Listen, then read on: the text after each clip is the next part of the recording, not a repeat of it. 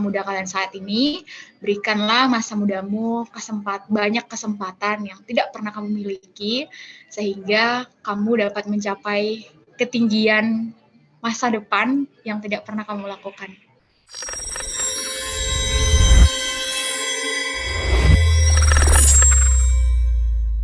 Kesempatan kali ini saya akan membawakan materi tentang Active Participation of Indonesian Youth in the Global Era, atau dalam Indonesianya partisipasi aktif pemuda Indonesia di era global. Di sini saya menambah pemantik aja nih biar agak rame. Di foto saya barusan ikut kegiatan yang Southeast Asian Leaders Initiative di Bangkok seminggu yang lalu. Nanti saya akan cerita lebih lanjut tentang active participation dan relasinya dengan gambar ini. Next. Ya, tadi ternyata sudah kenalan ya kita. Saya pikir tadi saya nggak ada sesi kenalan di awal, sehingga saya drop slide ini lagi. Dan ya, saya ingin kita tetap berkoneksi, berjejaring, meskipun nanti mungkin selesainya sesi ini kita nggak ketemu lagi, atau saya harap sih kita ketemu. Teman-teman bisa berjejaring dan berkoneksi sama saya, baik melalui sosial media maupun secara profesional di LinkedIn dan Gmail. Teman-teman kalau ada mau kolaborasi atau mau tanya-tanya info dan lain sebagainya, baik itu seputar kependidikan atau hal-hal lain yang berbau youth empowerment, silakan boleh tetap terhubung dengan saya melalui sosial media saya. Selain itu, selebihnya sudah saya kenalin. Oke, jadi kita boleh next. Nah, teman-teman, karena hari ini kita ngomongin tentang youth participation atau keterlibatan pemuda, partisipasi pemuda, saya ingin memulai sesi kita pada hari ini dengan sebuah pertanyaan, apa sih itu partisipasi aktif? Kita semua pasti tahu partisipasi itu apa. Partisipasi merupakan sebuah bentuk keikutsertaan kita, pasti secara garis besar kita bisa bilang seperti itu. Nah, saya mau mengutip dua pendapat yang disampaikan oleh UNICEF pada tahun 2006 yang mengatakan bahwa partisipasi itu adalah sebuah bentuk di mana orang-orang secara bebas melibatkan diri mereka secara sendiri dalam proses sosial dan juga perkembangan melalui keterlibatan diri secara aktif, sukarela dan terinformasi atau terintegrasi. Maksudnya terinformasi di sini bukan kegiatan yang negatif atau sembarangan seperti itu ya. Jadi partisipasi itu sebuah keinginan kita untuk mau melibatkan diri kita dalam proses-proses sosial, proses perkembangan atau keterlibatan kita secara aktif, sukarela atau volunteering tanpa dibayar yang terinformasi. Sedangkan kalau menurut Kamus Besar Bahasa Indonesia atau KBBI, partisipasi aktif itu adalah sebuah tindakan kita mengambil bagian, keikutsertaan, atau ikut serta dalam sebuah kegiatan atau sesuatu hal. Nah, kalau dari KBBI sendiri, ini pengertiannya cukup meluas ya. Kalau UNICEF tadi itu memang dalam konteks partisipasi sosial. Kalau KBBI ini partisipasi yang secara menyeluruh atas apapun yang kita ikuti atau kita ambil. Nah, kalau digabung, kalau yang tadi kan itu partisipasi ya pengertiannya. Kalau partisipasi aktif sendiri, partisipasi ditambah aktif berarti dia aktif berpartisipasi atau sering berpartisipasi. Jadi partisipasi aktif itu merujuk pada sebuah intensitas atau sejauh mana kita terlibat dalam berkontribusi aktif, baik kita secara individu atau kita secara kelompok dalam organisasi kita, atau dalam berbagai aspek, baik itu sosial, politik, budaya, dan ekonomi. Nah, partisipasi aktif ini melibatkan orang-orang yang mau secara aktif terlibat dalam kegiatan atau proses atau inisiatif yang bertujuan untuk mencapai sebuah proses positif, perubahan positif untuk mempengaruhi perkembangan masyarakat secara keseluruhan. Nah, termasuk teman-teman yang mengikuti Duta Inspirasi Indonesia saat ini juga merupakan salah satu bentuk partisipasi aktif. Saya percaya pasti duta-duta yang terpilih ini adalah orang-orang yang kompeten, yang punya kapabilitas luar biasa dalam bidangnya masing-masing, sehingga dapat terpilih menjadi Duta Inspirasi Indonesia. Jadi secara nggak langsung teman-teman melibatkan diri dalam menjadi bagian dari duta inspirasi, mau belajar, mau berkontribusi, mau membawa perubahan atas motivasi-motivasi yang kalian lakukan, itu juga salah satu bentuk partisipasi aktif. Boleh di next? Nah, sekarang kita mau ngomongin youth nih, atau anak mudanya. Kalau tadi kita ngomongin partisipasi aktif, sekarang kita mau ngomongin youth. Youth ini siapa sih? Anak muda itu siapa gitu? Apakah anak muda ini orang yang masih sekolah, atau anak muda itu orang yang belum menikah, atau seperti apa? Ada kejadian unik yang saya alami ketika saya apply untuk Waisili kemarin. Di situ banyak banget yang nanya anak muda untuk requirement Waisili itu seperti apa sih? Ada yang udah nikah tapi masih dibilang anak muda. Ada yang udah nggak sekolah tapi masih dibilang anak muda. Jadi sebenarnya saya eligible nggak ya buat daftar Waisili? Padahal Waisili itu program yang as long as dia umurnya 18 sampai 25 tahun dia boleh daftar. Tapi kadang orang masih bingung nih scope-nya youth ini atau pemuda ini range-nya umur berapa sih gitu. Nah, jadi teman-teman perlu tahu youth ini yang dimaksud siapa. Nah, kalau berdasarkan United Nations atau PBB, mereka mendefinisikan bahwa youth atau anak muda adalah orang yang berumur antara usia 15 sampai 24 tahun. Nah, jadi teman-teman yang umur di range umur segini dikatakan youth atau anak muda atau pemuda atau young people yang sekarang sering juga digaungkan sebagai kata ganti dari youth. Nah, sedangkan kalau dari negara kita sendiri nih, institusi kita di Undang-Undang Kepemudaan, pasal 1 ayat 1 didefinisikan bahwa youth atau anak muda adalah warga negara Indonesia yang memasuki periode penting pertumbuhan dan perkembangan yang berusia 16 sampai 30 tahun.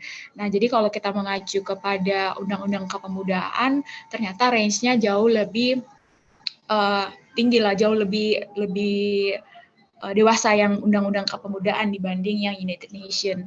30 tahun, antara 16 sampai 30 tahun, seperti itu. Nah, kalau ngomongin pemuda, jumlah pemuda di Indonesia ini sangat amat banyak.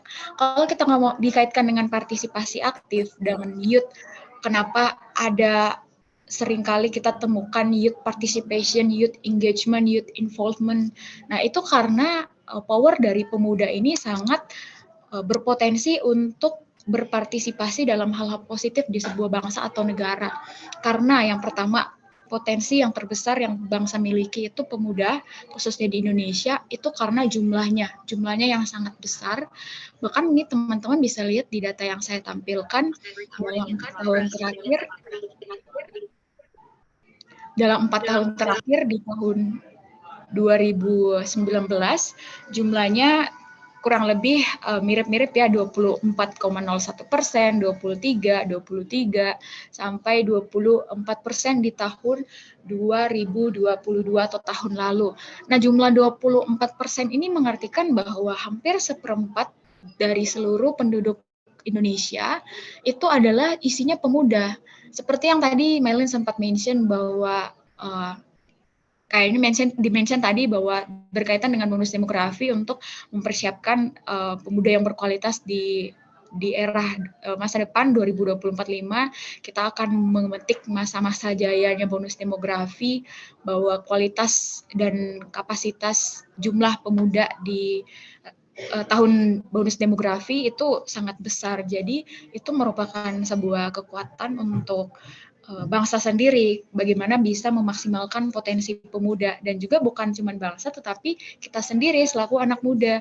Apakah kapasitas yang besar ini bisa menjadi sebuah keuntungan buat bangsa kita, buat kita sendiri, atau malah jadi bencana?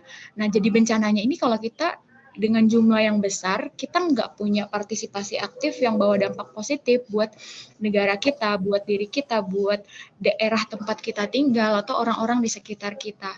Jadi kita perlu notice bahwa jumlah kita yang besar ini jangan sampai kita sia-siakan, justru kita harus jadikan kekuatan untuk bisa membuat perubahan lewat partisipasi aktif kita.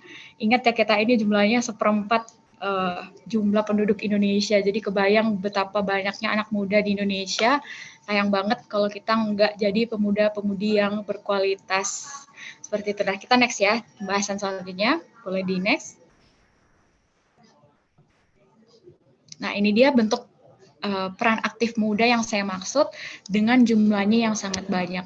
Teman-teman tentu sering mendengar ya bahwa peran aktif pemuda itu terdiri dari dua hal, tetapi nowadays sekarang ini seringkali ditambah dengan kontrol sosial sebagai salah satu bentuk peran pemuda dimanapun gitu. Yang pertama, pemuda itu disebut sebagai agen perubahan. Kenapa perubahan? Seperti namanya ya, berarti pemuda ini orang-orang, agen-agen yang bakal membawa perubahan. Nah, pemuda itu disebut agen perubahan karena pemuda ini identik dengan energi, dengan semangat, dengan keberanian dalam menghadapi tantangan, dalam menciptakan perubahan-perubahan positif di tengah-tengah masyarakat. Misalnya melalui gagasan-gagasan atau ide-ide inovatifnya. Cenderung pemuda itu jauh lebih kreatif, jauh lebih banyak idenya yang inovatif dibanding orang-orang yang mungkin sudah rentah karena merasa, wah semangatnya saya sudah turun, sudah tidak seperti anak muda lagi. Jadi anak muda lah yang take a role untuk bisa membawa inovasi-inovasi itu gitu. Contoh lainnya misalnya anak muda itu sangat pandai dalam mengembangkan teknologi, memberikan kontribusi di berbagai sektor dimanapun, baik publik maupun swasta, terus juga dikenal sebagai kelompok yang kreatif, dapat menjadi motor penggerak dalam mendorong perkembangan ekonomi, teknologi, seni, dan budaya negara, dan banyak hal lain yang bisa di-take a role sama pemuda seperti itu. Terus juga mirip-mirip seperti agen perubahan, agen pembangunan juga sangat identik dengan pemuda sebagai salah satu peran pemuda. Jadi agen pembangunan ini pemuda dianggap sebagai agen yang dapat membangun karena semangat yang dimiliki sebelumnya itu dapat menjadi potensi besar untuk pembangunan yang berkelanjutan.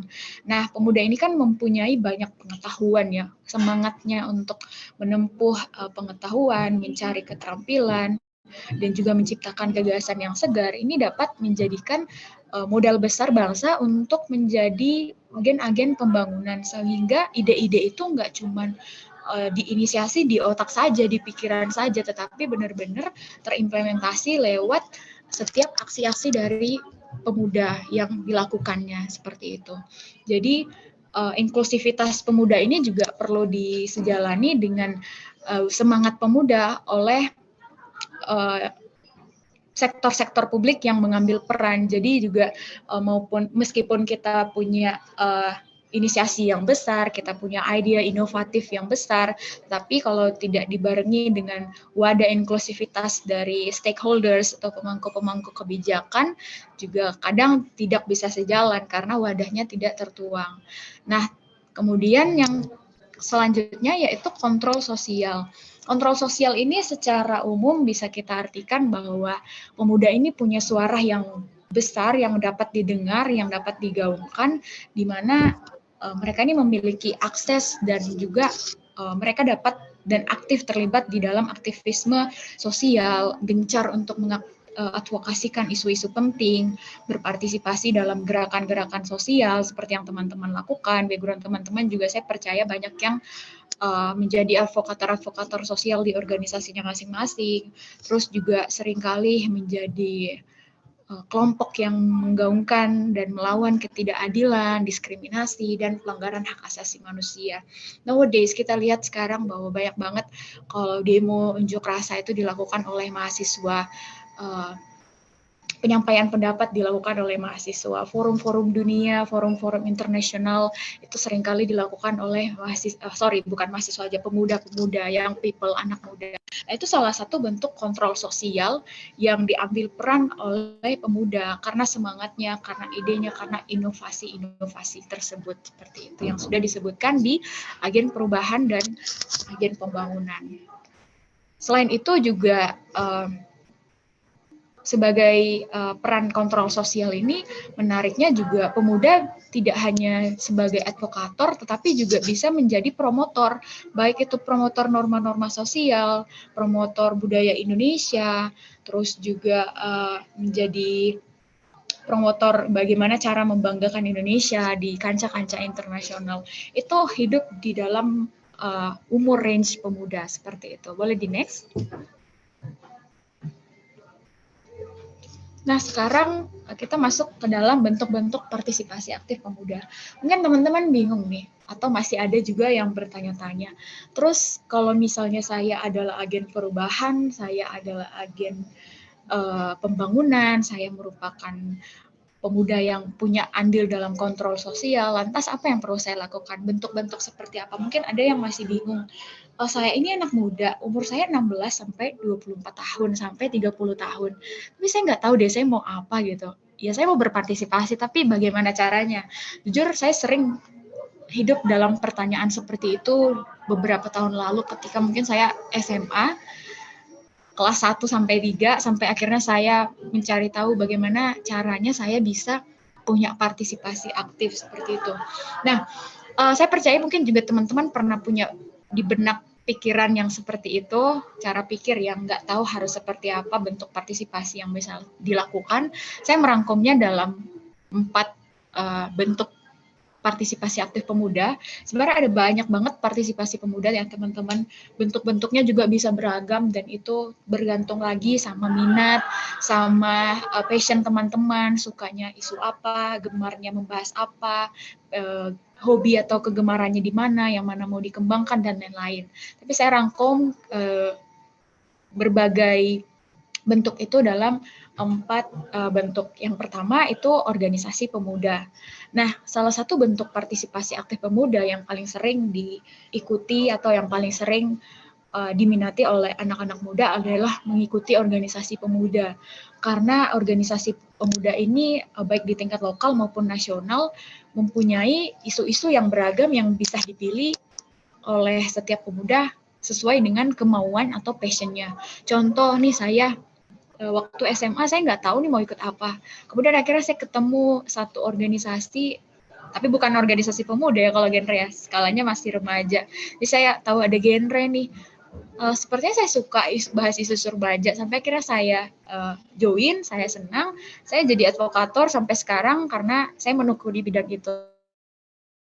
Itu salah satu contoh melalui pengalaman saya bahwa bentuk partisipasi kita lewat organisasi pemuda itu juga bisa dikatakan sebagai partisipasi aktif seperti itu. Nah, di organisasi pemuda ini juga teman-teman, kalau yang misalnya belum tahu atau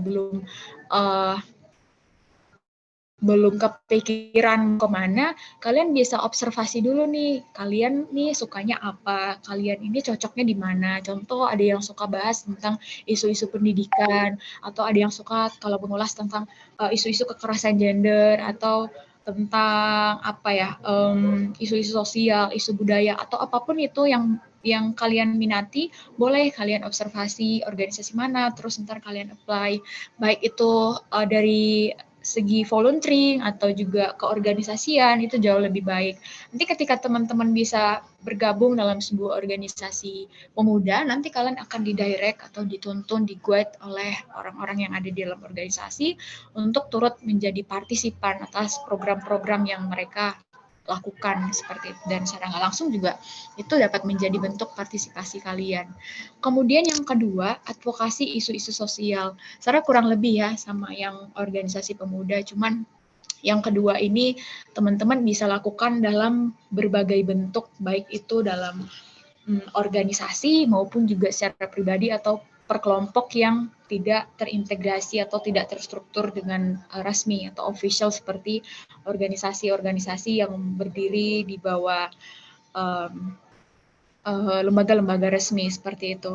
Nah, kalau advokasi isu sosial ini, pemuda juga bisa terlibat dalam gerakan sosial, dalam berbagai isu, seperti misalnya teman-teman mau advokasi isu lingkungan, mau advokasi hak-hak asasi manusia, kesehatan mental, pendidikan, kemiskinan, juga dapat teman-teman buat kampanye, mengorganisir kampanye, aksi protes, petisi, dan kegiatan lainnya.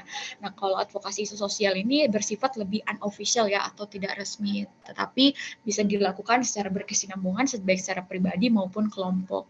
Nah, salah satu contohnya ini yang baru-baru aja terjadi dan viral, kasusnya Bima yang mencoba mengadvokasikan bagaimana kualitas pelayanan publik pemerintah di Provinsi Lampung. Nah, itu apa yang Bima lakukan merupakan salah satu bentuk advokasi isu sosial pembangunan, di mana dia mengatasnamakan pribadinya untuk menggaungkan menjadi pemuda yang berpartisipasi untuk pembangunan di daerahnya lewat suaranya, lewat aksinya, aksi protesnya dan sebagainya. Dan itu ternyata membawa dampak juga meskipun dia sendirian ya advokasinya, dia nggak atas nama kelompok atau organisasi tertentu, tapi dapat membawa dampak juga. Dan that's why saya bisa bilang bahwa apapun yang teman-teman ambil baik secara pribadi maupun kelompok tentu pasti akan ada dampaknya seperti itu.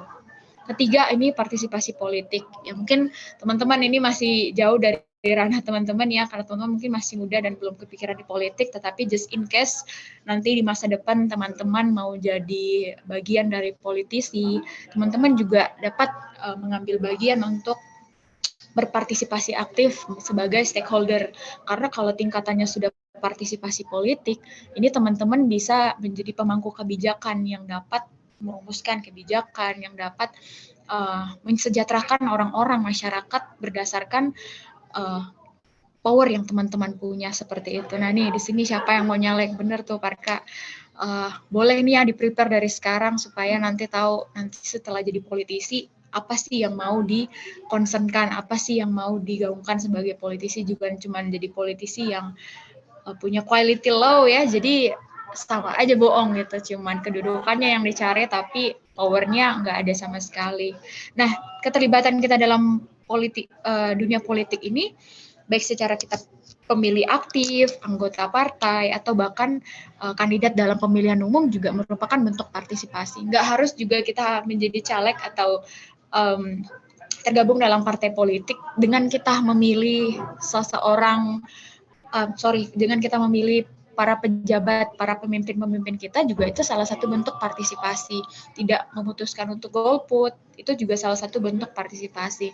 Jadi suara kita itu juga adalah bentuk partisipasi untuk menciptakan atau menghadirkan pemimpin-pemimpin baru yang dapat membawa perubahan buat masyarakat banyak gitu. Selanjutnya ada kegiatan kreatif dan prestatif. Nah ini kalau yang keempat, dia lebih menyeluruh merepresentasikan banyak hal yang sebenarnya bisa menjadi bentuk partisipasi anak muda. Dengan kita menjadi kreatif, dengan kita menjadi anak yang prestatif, pemuda yang prestatif, kita bisa menjadi orang-orang yang memberikan dampak buat daerah kita, buat bangsa kita. Contoh nih, saya menciptakan sebuah bak sampah yang dapat mengolah sampah itu sendiri menjadi contoh bubur kertas sehingga dapat diolah. Nah, kekreativitasan saya itu juga dapat menjadi sebuah bentuk partisipasi karena secara nggak langsung saya membuat inovasi, saya membuat sebuah gagasan, saya membuat perubahan yang dapat berdampak terhadap lingkungan. Lingkungan yang sehat, lingkungan yang bersih dapat berdampak juga buat kesehatan masyarakat.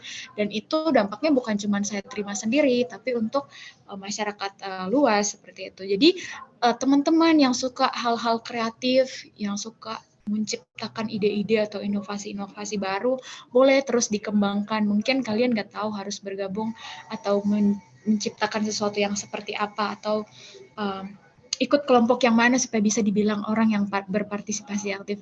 Dengan kalian kreatif, itu juga merupakan salah satu bentuk partisipasi aktif kalian. Karena kreativitas itu bisa berdampak untuk menjadi manfaat untuk banyak orang juga apabila benar-benar dilakukan dan dimanfaatkan. Kemudian menjadi prestatif. Nah, seringkali juga kita menganggap bahwa kalau saya berprestasi untungnya hanya buat saya sendiri. Tapi teman-teman juga perlu menyadari bahwa menjadi orang yang berprestasi juga secara tidak langsung dapat menjadi bentuk partisipasi kita loh untuk berdampak buat orang. Contohnya ketika teman-teman bisa berprestasi, teman-teman akan menjadi model untuk banyak orang juga untuk mempunyai semangat menjadi orang yang berprestasi. Mungkin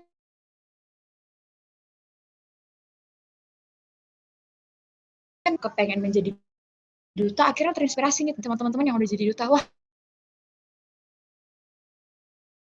caranya. Nah, itu juga secara nggak langsung kalian sudah membuat dampak positif di tengah-tengah orang-orang di sekitar kalian. Nggak cuman hal itu, prestasi juga bisa menjadi sebuah manfaat ketika bahkan kalian membagikan prestasi itu buat orang lain. Ketika kalian menerima prestasi itu, terus kalian membagikannya mungkin dengan cara bagaimana menjadi berprestasi, bagaimana kiat-kiat kalian menjadi anak yang berprestasi, atau cara belajar kalian, cara kalian mendapatkan informasi atau ide-ide, event-event seperti itu juga salah satu bentuk partisipasi kalian. Jadi apapun yang teman-teman sedang lakukan sekarang, yang teman-teman rasa semuanya itu punya dampak untuk orang banyak, silakan kalian ambil sebagai tindakan serius yang akan kalian tekuni, yang akan kalian jadikan sebuah pijakan menjadi manfaat buat orang lain di sekitar kalian. Jadi jangan takut dan jangan disembunyikan kalau punya passion, kalau punya minat, kalau punya kompetensi, kapabilitas di bidang manapun. Silakan asah itu, silakan kembangkan itu supaya menjadi lebih sempurna. Terus ketika teman-teman mengekspos itu keluar, itu dapat menjadi sebuah manfaat buat banyak orang. Dan ingat, semua yang saya sebutkan 1, 2, 3, 4 ini adalah bentuk partisipasi kita. Seperti itu. Boleh di next?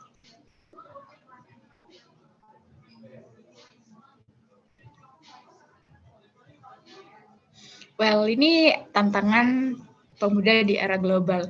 Meskipun tadi bentuk-bentuknya sudah disebutkan, seringkali kita sebagai pemuda juga dihadapi berbagai tantangan. Gak cuma tantangan tentang sulitnya kita mencari tahu atau melibatkan diri menjadi pemuda yang partisipatif dalam mengikuti kegiatan atau hal-hal apapun yang kita lakukan. Tetapi kadang juga kita dihadang dengan tantangan eksternal maupun internal dalam diri kita melalui tantangan-tantangan yang ada di hadapan kita, terlebih di era global saat ini. Karena ada banyak banget tentu pemuda yang bergelut, yang struggle dengan bagaimana menjadi pemuda partisipatif, tetapi dihalangi oleh tantangan-tantangan yang banyak sekali. Nah, skopnya ini sebenarnya banyak ya teman-teman, meluas tergantung dari latar belakang teman-teman, di mana teman-teman tinggal, dan juga kadang juga dipengaruhi oleh infrastruktur atau hal-hal eksternal lain yang seringkali menghambat orang untuk menjadi orang yang partisipatif. Nah, yang pertama itu saya rangkum adalah kurangnya akses teknologi dan informasi. Nah, banyak anak-anak muda saat ini yang ketika ingin berpartisipasi tidak tahu informasinya, tidak tahu harus kemana nih informasi atau pengetahuan tentang apa yang perlu dia ikuti, apa yang perlu dia aware, apa yang perlu dia ambil untuk menjadi bentuk keterlibatannya. Salah satunya mungkin teman-teman yang tinggal di daerah-daerah rural atau pedalaman yang mungkin juga minim sekali mendapatkan informasi-informasi terkait peluang-peluang atau opportunities yang ada di luar, atau juga informasi-informasi tentang keikutsertaan kegiatan volunteer atau kegiatan-kegiatan sosial. Ini menjadi salah satu struggle yang cukup besar dan sulit diatasi, karena selain akses infrastruktur juga ini dipengaruhi juga oleh kemampuan ekonomi seseorang. Nah, kalau teman-teman misalnya mengalami tantangan yang pertama ini, kurangnya akses teknologi dan informasi, teman-teman boleh cari kelompok yang dapat teman-teman reach out, dapat teman-teman jadikan sarana untuk sharing. Kalau misalnya teman-teman punya kenalan atau teman-teman yang sudah jauh lebih duluan dapat informasi atau sudah aktif duluan dalam berpartisipasi dalam banyak kegiatan seperti itu. Nah, juga teman-teman mungkin kalau ada kesempatan bisa nanti kalau misalnya udah dapat akses informasi, itu akses informasinya langsung dikumpulkan sebanyak mungkin. Terus teman-teman filter yang mana nih yang paling sesuai dengan teman-teman. Terus kemudian boleh kalian jadikan panduan kalian untuk diambil atau tidak, diikuti atau tidak, mau berpartisipasi atau tidak, seperti itu. Karena platform-platform saat ini itu ada banyak sekali yang sudah menyediakan kesempatan, peluang buat teman-teman, baik itu dalam kegiatan-kegiatan sosial, kegiatan budaya, lomba, beasiswa, dan apapun itu yang menjadi bentuk partisipasi kita untuk di-over ke anak-anak muda di Indonesia. Nah, tinggal bagian kita adalah bagaimana kita bisa aktif mencari informasi itu, gitu. Nah, di organisasi yang saya sedang bangun kemarin, salah satu fokus yang saya gabungkan adalah aksesibilitas teknologi informasi pendidikan, peluang pendidikan untuk anak-anak rural area. Jadi teman memulai ID ini, meskipun teman-teman bukan berasal dari Kalimantan Utara, saya seringkali juga membagikan opportunity atau peluang-peluang yang bisa teman-teman ikuti dalam mendukung dunia perjalanan pendidikan kalian, baik itu short course, baik itu beasiswa, program-program event, lomba, dan lain sebagainya. Jadi ini adalah salah satu inisiasi saya juga untuk dapat menjadi bentuk partisipasi saya menolong anak muda yang juga kesulitan untuk mengakses informasi gitu. Karena jujur saya juga bukan orang yang dulu mendapatkan informasi dengan mudah karena saya tinggal di daerah rural. Meskipun ada jaringan, tetapi di masa saya dulu itu tidak seperti sebanyak sekarang informasinya. Jadi kita kadang harus buka dulu website-website tertentu yang bisa menyediakan kesempatan dan peluang buat kita. Nah, tapi sekarang beda nih, banyak banget NGO, LSM, kegiatan-kegiatan yang udah punya platform baik di Instagram maupun website yang sudah punya dan mengalokasikan program khusus untuk membagikan informasi-informasi dan peluang-peluang untuk pemuda. Jadi teman-teman jangan patah semangat, jangan sering kesusahan untuk cari opportunity. Silahkan observe sebanyak-banyaknya, keywordnya boleh disesuaikan dengan minat dan passion kalian, baik itu melalui Google maupun di Instagram. Dan saran saya satu lagi, kalau misalnya teman-teman juga struggling dengan masalah akses informasi, teman-teman boleh nih dari sekarang cari opportunity di LinkedIn.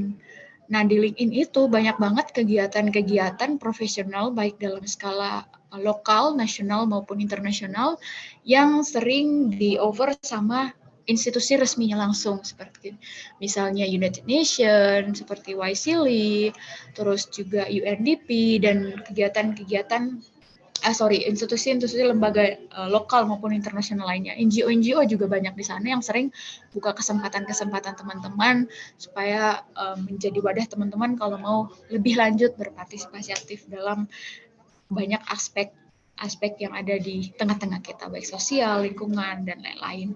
Nah, kedua, ini kurangnya kesadaran akan isu-isu global. Ini menarik menurut saya karena terkadang kita itu kurang aware apa sih yang terjadi di tengah-tengah kita. Ada apa sih di daerah saya, ada apa sih di desa saya, atau bahkan di lingkungan terdekat teman-teman yang teman-teman mungkin struggling, tapi teman-teman nggak tahu mau ambil action apa.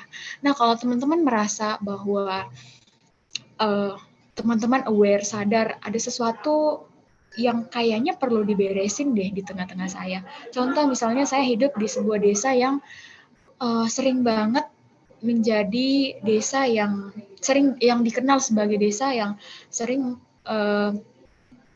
tercover dengan stigma bahwa menikah dini itu, perempuan itu harus menikah di usia sebelum 20 tahun sehingga menyebabkan kasus pernikahan dini di kabupaten atau kecamatan kalian menjadi tinggi. Nah, dengan adanya awareness kalian, kalau misalnya kalian sadar itu sebagai sebuah masalah, kalian bisa tuh menjadikan itu sebagai bahan advokasi kalian kalau kalian mau turut berpartisipasi aktif dalam mengentas permasalahan tersebut. Contoh, teman-teman dengan kasus yang tadi saya sebutkan akhirnya terinisiasi untuk gabung di organisasi yang punya fokus yang relevan dengan kasus tersebut. Contohnya Genre. Genre kan salah satunya juga mengadvokasikan pengentasan pernikahan dini. Jadi teman-teman bisa tuh gabung di organisasi yang seperti Genre atau organisasi lain juga yang menurut teman-teman cocok untuk teman-teman ikuti. Atau juga nggak perlu gabung di organisasi, teman-teman mau gaungkan sendiri, teman-teman mau baik itu teman-teman mau nulis, mau bikin video advokasi di sosial media, TikTok, Instagram atau apapun, mau bikin story atau bahkan mau advokasikan langsung ke stakeholder teman-teman yang ada di daerah teman sendiri itu jauh lebih bagus. Tetapi tentu power yang dibutuhkan kalau kita mau menggaungkan sesuatu advokasi ke tingkatan stakeholder, kita perlu power yang lebih besar. Jadi lebih baik teman-teman, kalau memang berniat untuk mengadvokasikannya ke pemerintah, boleh melalui organisasi seperti itu. Jadi ada banyak banget teman-teman sebenarnya yang terjadi di sekitar kita. Tinggal bagaimana kita bisa aware, bagaimana kita bisa ambil peran lewat setiap masalah yang terjadi. Apakah teman-teman layak, atau apakah saya punya kapabilitas untuk mampu mengatasi ini? Apakah peran apa sih yang saya bisa ambil lewat masalah ini? Jadi kita perlu aware apa yang terjadi di sekitar kita, terus take a role, peran apa yang teman-teman sekiranya bisa sumbangkan untuk mengentas permasalahan yang ada di sekitar teman-teman, seperti itu. Kemudian yang ketiga, akses terbatas ke pendidikan berkualitas. Menurut saya ini juga salah satu bentuk tantangannya, karena terkadang pendidikan itu merupakan jalan kita dapat. Halo, apakah suara saya terdengar ya? Terdengar, Kak. Oh iya, sorry. Macet, maaf. Ya, pendidikan ini salah satu aspek penting dalam kita melibatkan diri dalam berbagai aspek hidup kita, maupun aspek-aspek sosial yang membutuhkan peran kita. Dengan adanya pendidikan, kita dapat menjadi agen-agen yang berkualitas, agen-agen terdidik yang punya kapasitas knowledge yang mumpuni, sehingga kita tahu bagaimana kita harus bertingkah, bagaimana kita harus mengambil peran, dan bagaimana kita bisa mengambil opportunity dalam dunia-dunia pendidikan. Dengan akses pendidikan berkualitas, ini orang kita sebagai pemuda dapat menjadikan itu sebagai wadah kita untuk juga turut berpartisipasi. Misalnya kita mau berpartisipasi aktif lewat cara kita belajar, dengan cara kita belajar kita dapat menjadi mahasiswa atau siswa-siswi di tingkat sekolah SMA, SMP maupun perkuliahan, jadi orang-orang yang berprestasi. Kemudian kita juga dapat mengikuti forum-forum diskusi di tingkatan pendidikan. Kita juga dapat Halo, sorry. Halo, Kak. Macet nggak ya suaranya? Mohon maaf.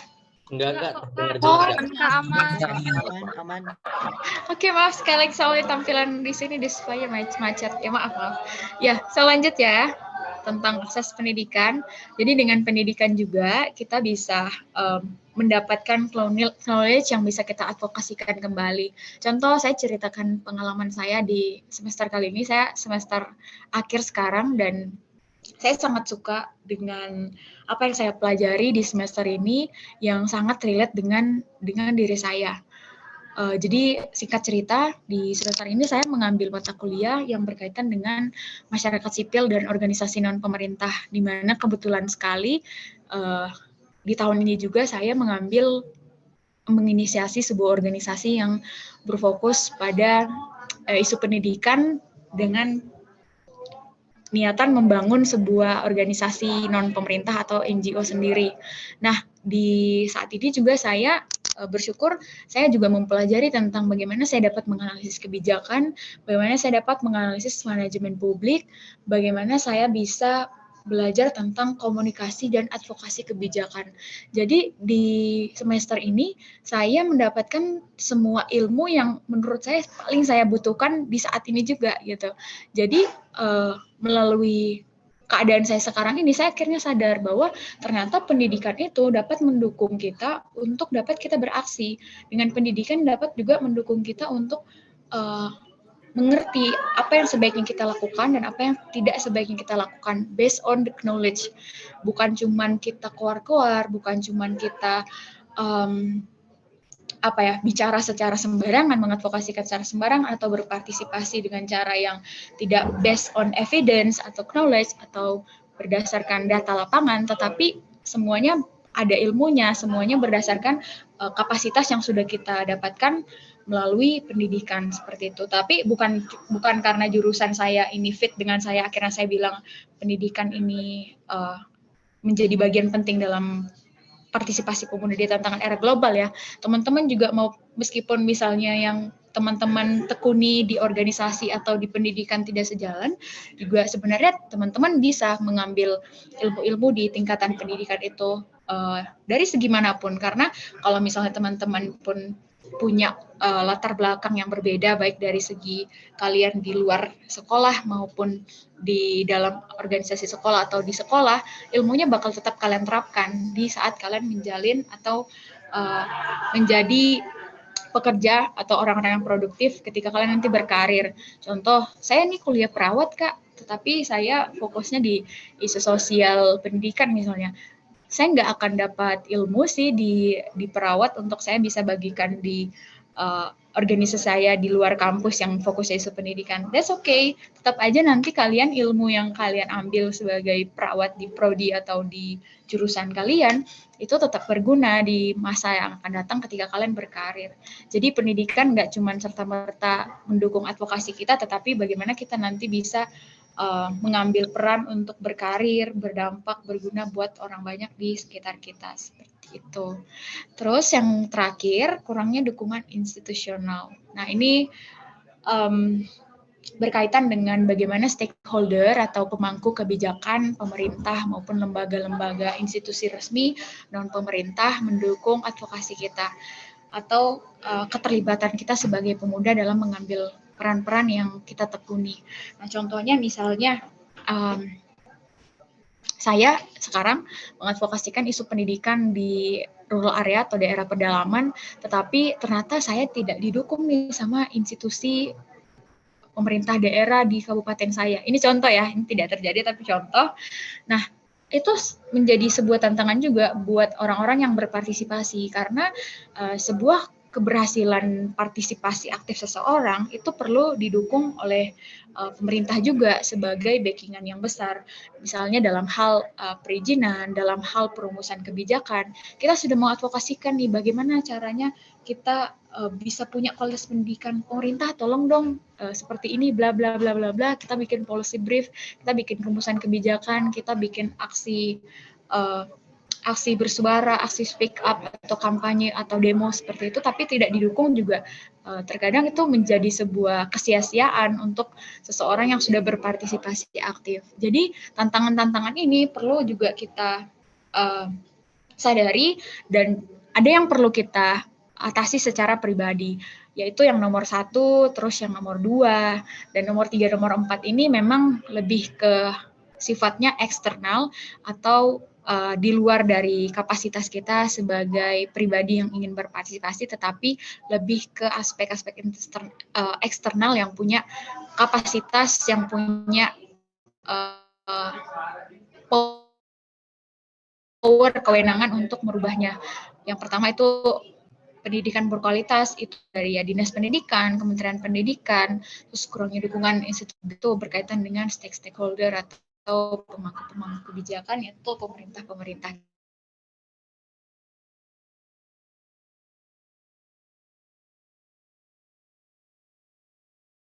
Oke, mari terima kolaborasi kita dan menjadi aktif kita dalam skala global untuk bentar ya.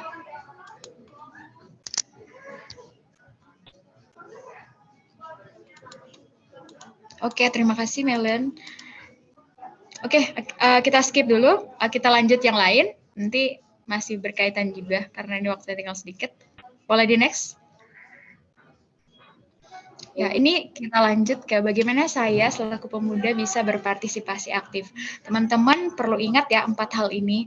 Yang pertama, saran saya, temukan isu yang paling kalian sukai dan kalian pedulikan. Contoh, kamu suka isu pendidikan, silahkan cari dan tekuni itu, temukan ruang untuk kalian berekspresi, temukan wadah untuk kalian bisa berpartisipasi baik secara organisasi maupun kalian secara pribadi yang ingin menggaungkan itu. Yang kedua, tingkatkan pengetahuan dan keterampilan kalian dalam berbagai aspek, pengetahuan umum, pengetahuan kalian di tingkatan pendidikan kalian, keterampilan, soft skill lainnya itu dapat mendukung kalian untuk berpartisipasi aktif. Karena ketika kalian punya pengetahuan dan keterampilan yang mumpuni, kalian dapat secara sempurna berpartisipasi aktif. Karena kalau partisipasi aktif itu sangat membutuhkan pengetahuan dan keterampilan. Jadi nggak bisa kita asal-asalan bereaksi. Ketiga, kita bisa bergabung dalam organisasi kepemudaan seperti yang sudah saya sarankan sebelumnya. Temukan organisasi kepemudaan yang relate sama teman-teman, event-event yang cocok dengan teman-teman seperti duta inspirasi ini. Pasti teman-teman merasa bahwa ini fit dengan kalian atau bisa mendukung kalian di masa depan untuk bisa lebih berpartisipasi aktif lagi. Dan yang keempat, gunakan kemampuan dan bakat kita. Jadi ya seperti yang juga sudah saya sebutkan sebelumnya, jangan di-hide kalau kalian punya kapabilitas, jangan disimpan sendiri, jangan tidak dibagikan untuk orang lain, tapi coba untuk show up apa yang kalian punya, baik itu bakat, baik itu kemampuan kalian, baik itu minat kalian, supaya jadi manfaat buat banyak orang. Karena apapun yang kalian lakukan, kalau kalian bisa bagikan untuk orang lain, kalau itu bermanfaat buat kalian, tentu itu juga bisa bermanfaat buat orang lain. Jadi empat hal ini merupakan tips-tips yang empat hal ini merupakan tips yang bisa saya berikan. Kalau teman-teman masih bingung bagaimana caranya kita bisa menjadi anak muda yang berpartisipasi aktif di era global. Boleh di next?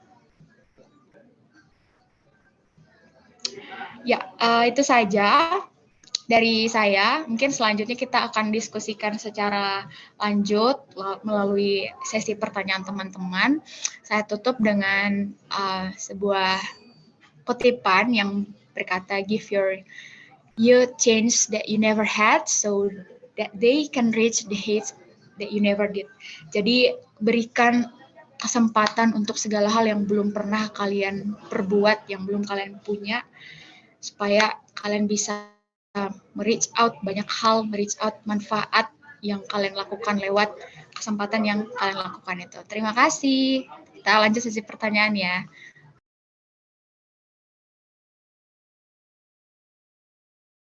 Itu bisa banget gitu.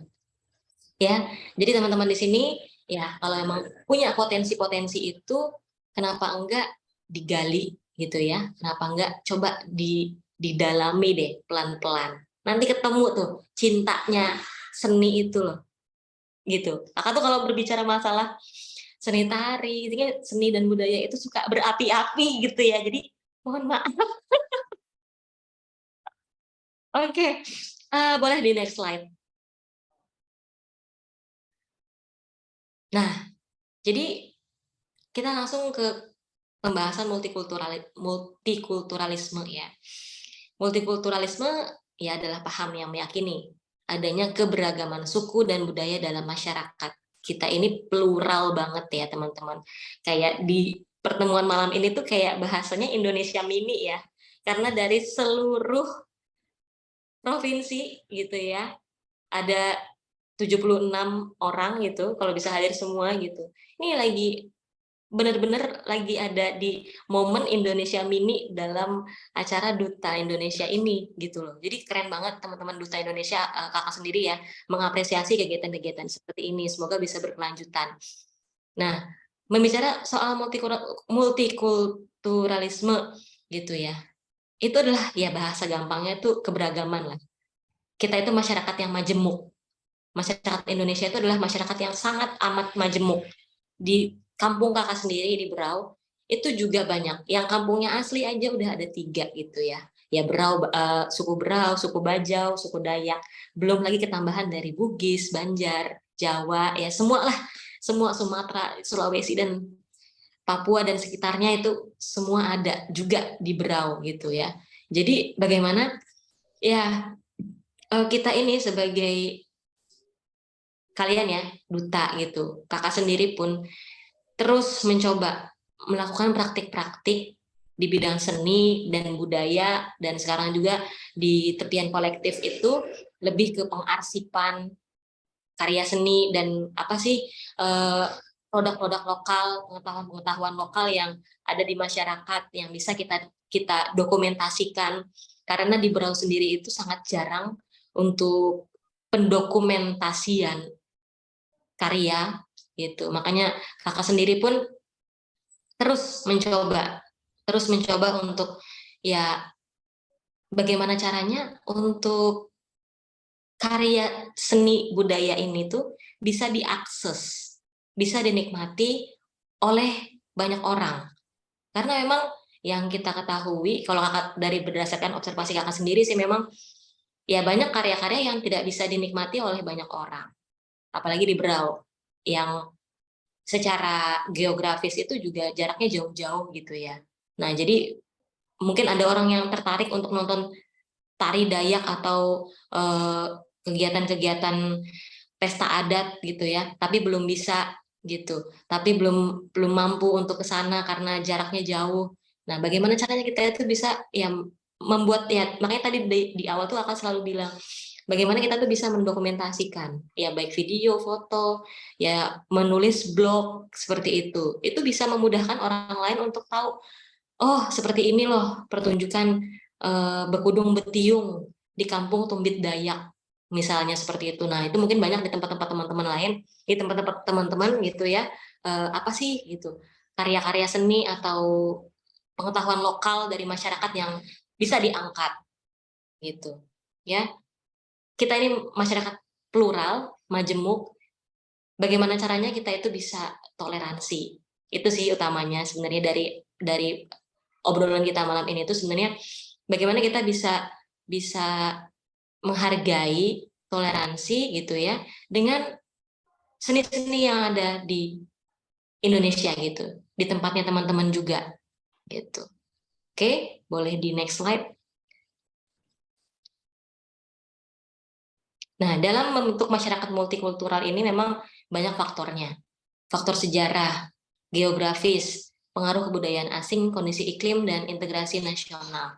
Faktor sejarah sangat jelas. Kalau di Berau sendiri pun juga ya tetap daerah jajahan, yang khususnya Belanda. Karena di tempat kami, khususnya di Teluk Bayur itu juga ada namanya Steenkolen. Itu adalah kantor pertama yang beroperasi di Berau untuk emas hitam, yaitu batu bara. Ya, jadi secara tidak langsung memang ada sentuhan Belanda di daerah kami, khususnya di wilayah Teluk Bayur. Nah, inilah yang membentuk multikultural itu. Jadi orang Belanda itu dulu membawa ya orang-orang Jawa untuk bekerja di Berau, sehingganya secara tidak langsung ya banyak orang Jawa di Teluk Bayur itu. Nah, ini kan kalau bisa kita lihat dari runtutan sejarahnya ya seperti itu. Ada Belanda membuka kantor batubara, meng-hire lah atau mengambillah tenaga orang dari Jawa. Dan akhirnya ya bergabung itu tadi gitu, orang Berau, orang Banua dengan orang Jawa, dari Sumatera, dari Sulawesi dan lain-lain. Letak geografis ya itu tadi ya. Jadi ya mungkin bisa dilihat kalau kami di Kalimantan itu ya ada yang geografisnya ya di sekitar hutan, masih di pedalaman gitu ya. Jadi ya itu sangat mempengaruhi multikulturalnya itu ya, mereka masih dengan kampungnya masing-masing gitu ya. Karena jarak ini yang mengakibatkan masyarakat di kampung Dayak itu susah diakses gitu ya, masih hanya orang-orang situ aja, kecuali memang ya akhirnya ada yang menikah mungkin dengan orang Jawa atau orang apa ya, akhirnya itu tadi tetap akan majemuk gitu. Pengaruh budaya asing, oh itu jelas banget ya. Budaya asing itu ya salah satunya tadi ya faktor sejarah itu tadi yang kakak bilang, dari Belanda itu ya, dari Jepang juga gitu, yang pada akhirnya pengaruh kebudayaan asing ini kalau di wilayah kami itu dapat dilihat dari bangunan Keraton Gunung Tabur. Keraton Gunung Tabur sendiri itu kalau dilihat secara arsitektur, bangunannya itu adalah bangunan yang mengambil arsitektur Belanda karena tinggi, kemudian arsitektur Melayu karena punya apa ya, kayak tinggi gitu ya, tinggi gitu. Nah, kemudian dari atapnya itu dari Cina karena dia bentuknya lentik seperti itu. Nah, itu bahkan di keraton yang sekarang sudah menjadi Museum Batiwakal namanya. Nah, itulah ada pengaruh kebudayaan asing di segi arsitektur. Kemudian kondisi iklim juga mempengaruhi, dan integrasi nasional, kesatuan ya. Boleh di next slide. Nah, ini nih yang menarik nih dari pembahasan kita malam ini. Nah, jadi kakak pengen sharing-sharing aja sih. Lalu bagaimana nih keterkaitan antara seni budaya dengan multikulturalisme dan bagaimana posisi kita? Ya, di sini mungkin ada yang mahasiswa juga, ya ada yang mungkin bergeraknya di bidang pegiat seni juga, ya di komunitas. Kemudian ada yang mungkin yang kerja juga mungkin gitu ya. Bagaimana kita sebagai mahasiswa dan pekerja dan lain-lain itu yang kelak akan menjadi masyarakat dalam menghadapi multikulturalisme. Nah, kalau kakak pribadi, yaitu tadi kakak sih mencoba untuk bergerak, selalu untuk bergerak. Kayak apa ya, bahasanya itu nggak mati akal lah untuk bidang seni ini. Karena bidang seni ini ya itu tadi sih sesuatu yang apa ya erat erat erat erat sekali gitu dengan kehidupan kita sendiri masing-masing di sini. Jadi kalau untuk menghilangkan unsur seni dalam kehidupan itu tuh sangat susah gitu. Kita mengatur apa ya, Instagram ya, misalnya kita mengatur feed, kita mengatur warna gitu, kita mengatur apa sih yang kita mau posting gitu, kita edit dan lain-lain. Itu kan salah satu bentuk-bentuk estetika gitu. Salah satu bentuk kehidupan, salah satu bentuk keindahan yang kita jalani di kehidupan kita sehari-hari gitu. Jadi kakak mencoba untuk terus mempraktikkan, memproyeksikan sendiri apa ya yang bisa dilakukan di Berau, apa sih yang bisa diangkat gitu. Jadi disinilah keterkaitan kita antara seni budaya dengan multikulturalisme itu ya sangat erat. Karena kita manusia sosial, yang hidupnya juga kita itu adalah manusia pulau, yang banyak banget di Indonesia gitu kan ya. Jadi antara seni dan budaya dengan multikulturalisme itu sangat erat. Tapi bagaimana multikulturalismenya ini bisa menjadi dua sisi, yaitu bisa menjadi sesuatu yang positif ataupun yang negatif. Dari sisi yang positifnya ya akhirnya kita muncullah toleransi gitu ya, baik agama, baik ras, bahasa gitu ya. Tapi ada juga tuh muncul yang namanya etnosentrisme yang menganggap kayak ini sih kebudayaanku lah yang paling top gitu. Kayaknya orang sini nih yang megang gitu ya. Pasti akan ada tuh perasaan-perasaan seperti itu tuh, perasaan yang wajar kalau menurut kakak sih. Cuman yang nggak wajar itu ketika memang ya boleh akhirnya dia sampaikan mungkin melalui sosial medianya. Ya itu kan akhirnya memacu opini-opini yang negatif. Nah, yang seperti itulah yang mungkin bisa kakak kalau boleh bersaran ke teman-teman di sini. Hal-hal yang seperti itu kalau bisa ya dihindari. Dan kita saling mengingatkan dalam kebaikan. Ya, kita di sini adalah duta-duta ya, para influencer yang seharusnya ya kita membawa bendera yang baik, yang positif, baik dalam bidang seni ya dan lain-lain gitu ya, dalam pergerakan teman-teman yang ada di duta inspirasi ini gitu. Jadi ya dari dua sisi itu, kalau memang ada yang positifnya itu yang kita ambil. Jika ada yang negatifnya, ya boleh kita coba pendam sendiri. Kalaupun memang ada teman-teman yang lain yang menunjukkan gejala-gejala etnosentrisme yang merasa mengagungkan kebudayaannya sendiri sebagai kebudayaan yang paling the best, ya mungkin bisa disenggol-senggol gitu ya, diingatkan ke temennya kalau kita ini sama-sama loh, kita ini bareng-bareng loh. Kita pengennya itu Indonesia ini tetap berdaulat gitu ya. Kita pengennya sama-sama gitu. Ya jangan membawa opini-opini yang negatif dulu deh. Kita coba bareng-bareng deh. Kita sebarkan positif vibes itu gitu. Nah, jadi kalau menurut teman-teman nih dari obrolan kita ini, kira-kira gimana nih posisinya? Atau kakak mau tanya deh, apa sih praktik-praktik atau pengalamannya teman-teman yang ada di daerah melihat gejala multikulturalisme yang terjadi, boleh di sosmed kah atau ya mungkin terjadi langsung di kehidupannya teman-teman, apa sih sharing-sharingnya gitu.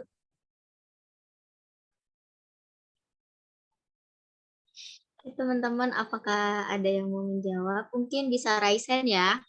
Boleh. Oh, ini kakak lagi baca di obrolan, effortnya memang harus besar, bener. Itu ekosistem seni, memang ekosistem yang menurut kakak itu prosesnya itu butuh banyak sekali pengorbanan. Ya uang, ya tenaga, ya perasaan. Karena ya memang bidang seni ini yang kadang dilihat, sorry to say, sebelah mata gitu loh. Cuman ya udah kayak gitu ya, ya keep going aja, jalan aja. Kita nggak akan tahu sampai mana usaha kita itu akan dilihat kan. Jadi coba terus, coba lagi.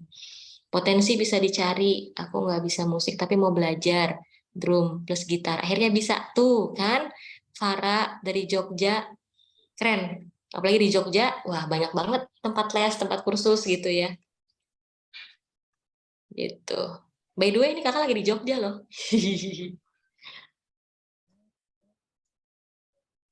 Mungkin yang dari Jogja bisa ketemuan dong sama Kak Arisnanya langsung. Wah, boleh sih, tapi lusa udah berangkat lagi ke Balikpapan. Gak apa-apa, udah ketemu langsung, ketemu via Zoom gini kan ya, udah terhitung pertemuan lah, walaupun hanya lewat layar kaca ya, layar handphone. Oke, ada nggak nih? Atau teman-teman mau bertanya dulu, boleh deh. Kita sharing-sharing, udah waktunya sharing kayaknya ya. Ini ada nih Kak yang udah banyak nih yang Oh, raise hand. iya. Oke, dari Nurma dulu deh, Sulawesi Barat. Wow, Halo Kak, hai Nurma. sebelumnya selamat malam. Terima kasih atas kesempatan yang diberikan kepada saya. Kak, aku mau sharing pengalaman aku ya. Di daerah aku, itu kan kita ada kebudayaan ya Kak. Cuman tingkat kayak toleransi masyarakat terhadap kebudayaan tersebut, apalagi yang udah tua gitu, para orang tua kita itu kadang tidak bisa menoleransi budaya tersebut karena mereka pikir itu tidak sesuai dengan kebudayaan yang mereka punya. Nah, menurut pengalaman saya gimana sih caranya itu biar kita bisa membuat orang tua ini tuh untuk bisa toleransi akan budaya tersebut, Kak? Oke, sip. Pertanyaannya keren banget nih. Ini juga langsung kakak jawab ya. Jadi ini juga terjadi di kami. Posisinya itu kan kakak baru pulang kuliah gitu, 2015. Lalu sampai di daerah suka, bukan suka ya, maksudnya ya kita kan akan bertamu ya gitu, akan bertamu ke ya yang guru-guru kita gitu. Karena kita lahir di sini ya bukan langsung jelek langsung bisa gitu kan, langsung bisa nari, langsung bisa musik gitu, nggak mungkin kan, pasti ada gurunya. Bertamulah kita kayak gitu. Nah, ini pengalaman kakak pribadi sebenarnya, bukan menjelekkan atau daerah kakak, ya memang terjadi gitu loh. Di kakak sendiri pun kakak dianggap sebagai apa ya, saingan gitu. Padahal kan kita di sana itu kakak pribadi itu mau belajar biar kita bisa sama-sama mengembangkan gitu ya. Bagaimana tarian-tarian Braw ini tuh bisa dinikmati dan bisa berkembang. Nah, itu ekspektasi kakak ya. Ternyata pada saat pulang ya nggak hancur juga sih ekspektasinya itu. Cuman ya ternyata tuh pandangan untuk guru-guru atau orang yang tua itu kita dianggap sebagai saingan kayak gitu-gitu. Cuman kakak itu ya itu tadi ya, kakak tuh orangnya apa ya, dibilang rebel nggak juga. Cuman ya udah maju aja gitu loh, keep going aja, kayak tutup mata tutup telinga gitu. Selagi yang memang kita kerjakan ini positif, ya bahasa kasarnya kan dosa bacot kayak gitu loh. Ya, jadi kayak memang kalau seni gitu ya, memang kadang kita butuh keberanian. Kita tuh butuh keberanian untuk break the rule. Kayak orang tua tuh ngerasa apa kok nari begitu, gitu-gitu. Bajumu tuh apa? Kayak gitu pasti ada, kayak gitu. Cuman ya pada akhirnya pelan-pelan ada kita buat ngobrol antara seniman tua dengan seniman muda. Nah itu memang harus ada penggagasnya juga, harus ada diatur pertemuan-pertemuan kayak sharing-sharing, ngobrol-ngobrol, apa ngopi-ngopi gitu atau gimana gitu. Ya ditemukan, kita duduk bareng nih kayak gitu. Nah dari situ ternyata memang ya kita sebagai yang muda ini akhirnya bisa belajar lah. Kita bisa belajar, oh ternyata maksud Bapak itu ternyata seperti ini, nggak boleh ya bajunya ketat itu karena yang dibawa tari tradisi gitu ya. Kalau mau tari kreasi itu ya sudah gitu, nggak usah. Kalau kita kan di sini ada tari Jepen bahasanya. Nah dari Jepen itu ya ada pakem-pakem gerakan tertentu. Nah kalau mau jangan pakai kata tari Jepen Sidayang misalnya atau apa. Padahal tariannya tuh mungkin kreasi gitu ya. Nah kalau mau tuh ya langsung aja tari Sidayang gitu, yang mengambil unsur tari Jepen misalnya kayak gitu. Jadi ya pada akhirnya tuh memang harus ngobrol bareng sih. Ya yang muda ini yang harus mencoba untuk merendahkan diri gitu ya. Emang ya kita tuh nggak bisa. Ya kadang tuh orang-orang tua tuh hanya butuh didengarkan kayak gitu ya, hanya butuh diapresiasi gitu. Kalau kita tuh pernah belajar sama beliau. Ya, seperti itu sih. Memang kita itu butuh trigger, butuh sesuatu yang menggerakkan. Ya, pada akhirnya kan jadi terbuka aja gitu. Akhirnya jadi ngobrol. Dan dari situ, setelah itu ya, alhamdulillah sih di Berau atmosfer seninya ya mulai berkembang lah. Kayak gitu. Semoga ya tadi siapa tadi yang bertanya ya? Kakak lupa deh. Dari Sulawesi Barat. Sulawesi Barat. Nah, semoga bisa mencari waktu yang baik gitu ya untuk ngobrol-ngobrol bareng sama yang tua sama yang muda gitu. Oke, semoga menjawab ya. Baik, Kak, sangat menjawab. Terima kasih, Kak. Terima kasih.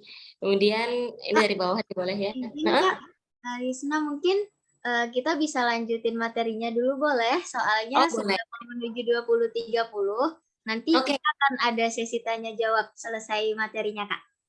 Oke, siap. Oke. Next slide juga. Sebenarnya udah habis sih kayaknya materinya. Next slide ini kayaknya hanya foto-foto aja. Jadi ini karena kakak di Jogja kemarin sempat menghadiri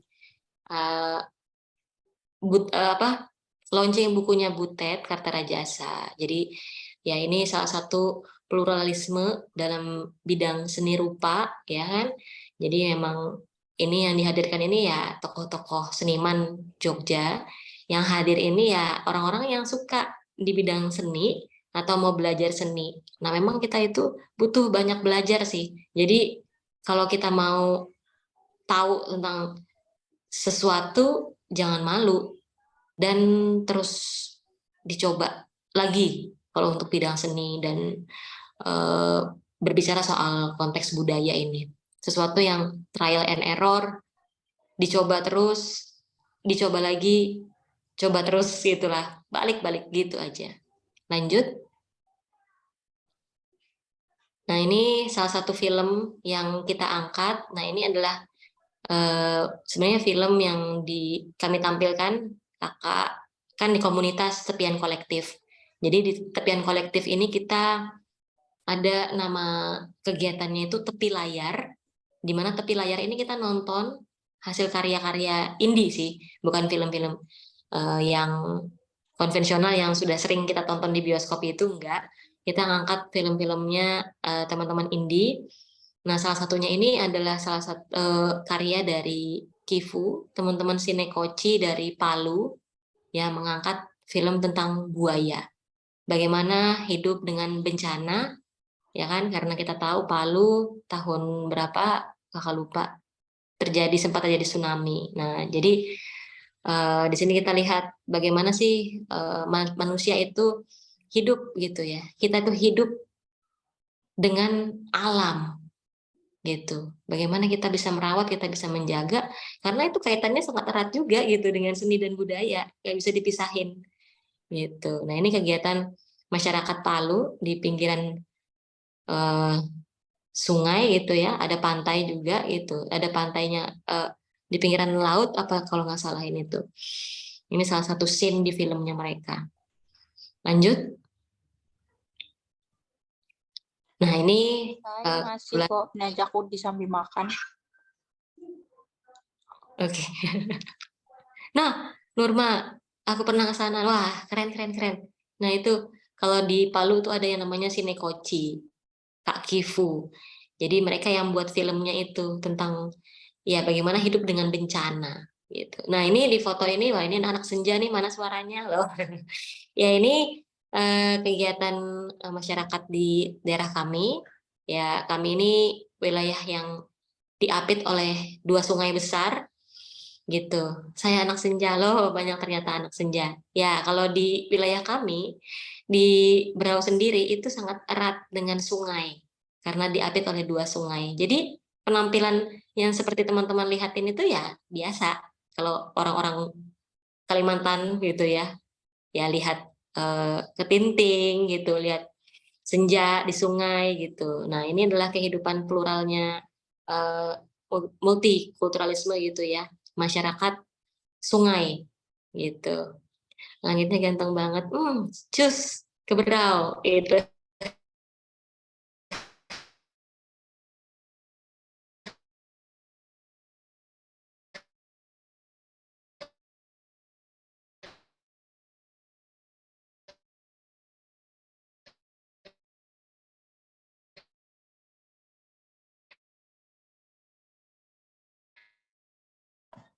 Halo Kak, sepertinya suaranya putus-putus Kak.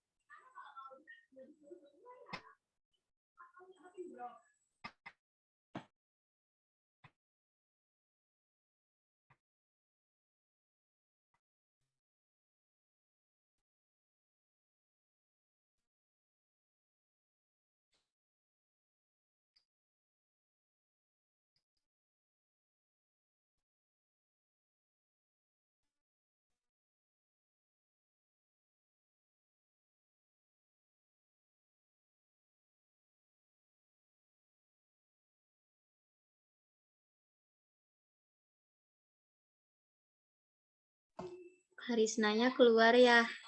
Kita tunggu ya bentar ya teman-teman, mungkin jaringannya.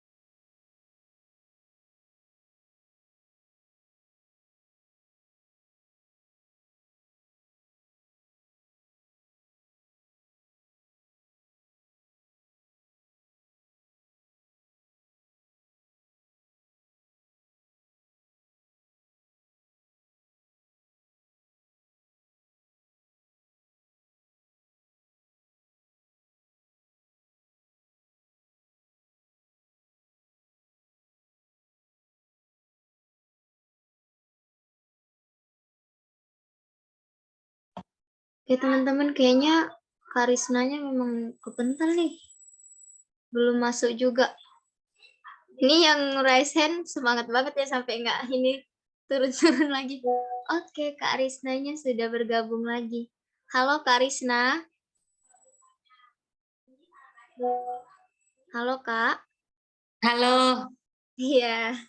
masih putus-putus ya? Ini sudah jelas Kak suaranya. Oke, rupanya tadi kelempar ke parang kritis. Iya Kak. Oke, tadi sampai mana nih? Sampai anak senja ya? Oke deh, lanjut aja deh. Kayaknya setelah ini tuh udah closing statement sih. Jadi mungkin langsung masuk ke tanya jawab dulu kali ya. Recording in progress. Oke. Oke, sampaikan dulu kali ya. Ekosistem seni itu dibuat dengan proses yang cukup panjang dan melelahkan. Tapi dari proses inilah kita bisa belajar menghargai dan memahami identitas kita sebagai seorang warga negara Indonesia. Hidup Indonesia berdaulat gitu. Oke, udah selesai materinya. Pas ya, Kak? Iya.